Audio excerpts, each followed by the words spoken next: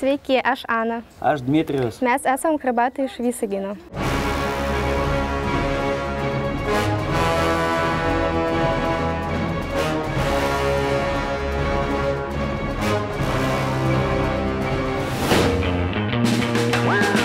Dmitrijus – baldų pardavėjas.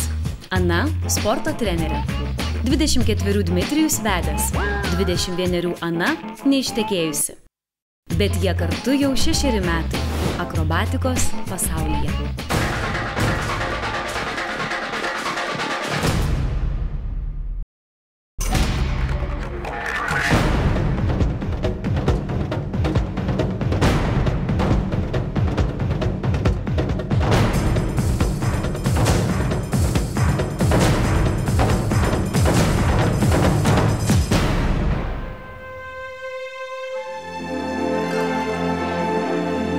Visaginiečiai neseniai Lenkijoje vykusiose pasaulio sportinės akrobatikos varžybose iškovojo 6. vietą.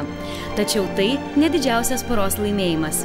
Prieš 3 metus ši trapi mergaitė ir vyras Ąžuolas Kijeve vykusiose pirmosios Europos sporto žaidynėse pasipuošė bronzą.